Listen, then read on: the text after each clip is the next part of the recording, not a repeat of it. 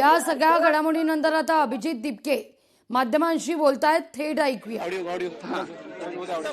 आंदोलन शुरू किया है, तो आंदोलन के कारण क्या है, क्या वजह है इसकी? आंदोलन तो हम इसलिए करने आए थे क्योंकि यहाँ पर एक प्रिंसिपल था, जो प्रिंसिपल पिछले 2 साल से दारू पीकर आ रहा है। वो क्लासरूम में दारू की बोतल लेकर बैठता है और वो दारू पीने के बाद वो उसी क्लासरूम में सो जाता है छोटी छोटी बच्चियों के सामने, और उसके बाद भी उस प्रिंसिपल को आज तक निकाला नहीं गया था।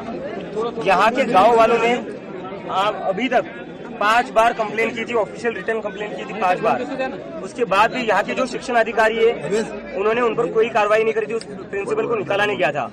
लेकिन जब हमने ये मुद्दा उठाया शनिवार को और हमने कहा कि अगर उस प्रिंसिपल को हटाया नहीं जाता है तो हम यहाँ पर आंदोलन करेंगे, और जैसे कि आप देख सकते हैं पीछे गाँव वाले आंदोलन पर बैठे हुए हैं।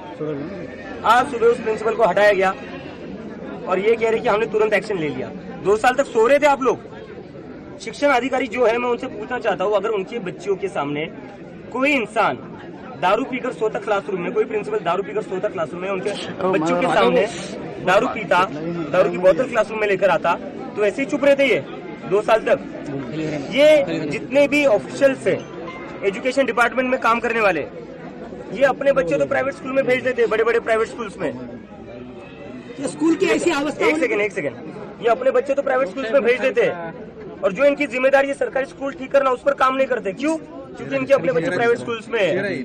यहाँ पर कौन पढ़ रहा है? यहाँ गरीबों के बच्चे पढ़ रहे हैं, किसानों के बच्चे पढ़ रहे हैं, मजदूरों के बच्चे पढ़ रहे हैं। तो यहाँ पर कुछ भी हो तो चलता रहे। अपनी जो इनकी कोर जिम्मेदारी है सरकारी स्कूल ठीक करना, ये उसी पर ही काम नहीं करते। जब तक इनके अपने बच्चे सरकारी स्कूलों में नहीं पढ़ेंगे, यहाँ पर नीचे नहीं बैठेंगे, जमीन पर नहीं बैठेंगे, तब तक इनको नहीं समझ में आएगा एक किसान के बच्चों को, एक मजदूर के बच्चों को क्या प्रॉब्लम होती है। इनके बच्चे बड़े बड़े स्कूल्स में बेंचेस पर बैठते हैं, यहाँ पर बच्चों को बेंच नहीं बैठने के लिए नीचे बैठे हुए बच्चे। किसी शिक्षण अधिकारी के बच्चे, किसी भी एजुकेशन डिपार्टमेंट में काम करने वाले ऑफिशियल के बच्चे नीचे बैठेंगे जमीन पर? करोड़ों की फीस भरकर जाएंगे, लाखों की फीस भरकर जाएंगे, बढ़िया से बढ़िया स्कूल में जाएंगे।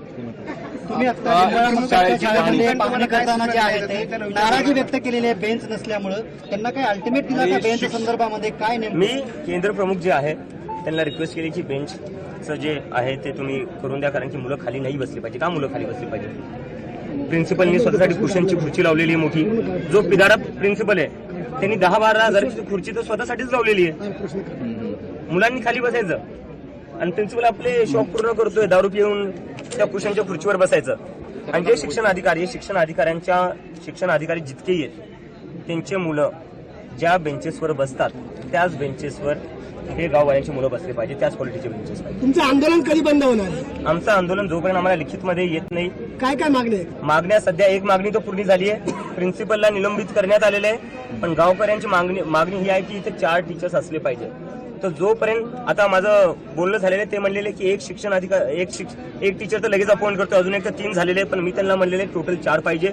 जोपर्यंत तुम्ही लिखितमध्ये देत नहीं कि 4 शिक्षक इतना अपॉइंट किया जातील तोपर्यंत हे आंदोलन मागे होणार। अभिजीत जी, बताया जा रहा है कि राजस्थान में जो आप अभियान चला रहे हो स्कूल ठीक करो, वहाँ पे आपके साथियों को बिना प्रिंसिपल की परमिशन के स्कूल में जाने नहीं दिया जा रहा है। मुझे ऐसा लगता है ये डर है, छुपा क्यों रहे हो आप स्कूल को? देखने दो आपने क्या काम किया है। सरकार क्यों ऐसा नोटिफिकेशन निकाल रही है? लोगों को दिखना चाहिए ना सरकार ने क्या काम किया, लोगों को दिखना चाहिए सरकार ने बच्चों के लिए, गरीब बच्चों के लिए किस तरीके की स्कूल बनाए। क्यों छुपा रहे हो? बस छुपाने से असलियत बदल जाएगी क्या? ये तो वही बात हो गई कि किसी का खून होता है और अब क्रिमिनल को पकड़ने की जगह आप डेड बॉडी छुपा देते हो, तो डेड बॉडी छुपाने से काम नहीं चलेगा, आपको बताना पड़ेगा ना आपने काम क्या किया। आपने अब्दुल की भी भेंट की, मुलाकात की, उससे क्या बातचीत हुई?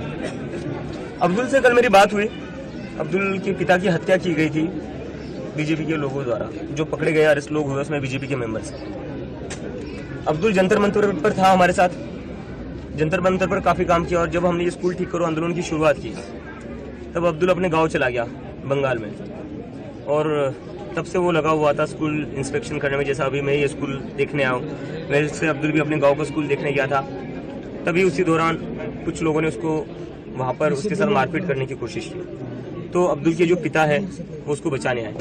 जब अब्दुल के पिता उसको बचाने के लिए आए तब उनके पिता को मारा गया, और जिसकी वजह से उनकी हत्या हो गई, वो इस दुनिया में नहीं रहे। तो कल अब्दुल को मैंने जब कॉल किया कि मेरे पास तो बोलने के लिए कुछ था नहीं, मैं क्या बोलूँगा जब किसी के पिता मर जाते हैं, छोटा लड़का है, वो अभी भी बहुत यंग है, इतनी कम उम्र में उसने अपने पिता को खो दिया, तो क्या कहूँगा, मेरे पास कोई शब्द नहीं थे। तो मैंने अब्दुल को वही बोला, यार मेरे पास आज कुछ नहीं है तेरे पास कहने के लिए, बस यही कहूँगा, आज से तू मेरा परिवार है, मैं तेरा भाई हूँ और तेरी माँ के अब एक नहीं 3 बेटे। मैं लोकशाही मराठी ऐका, पहा, जागरूक रहा।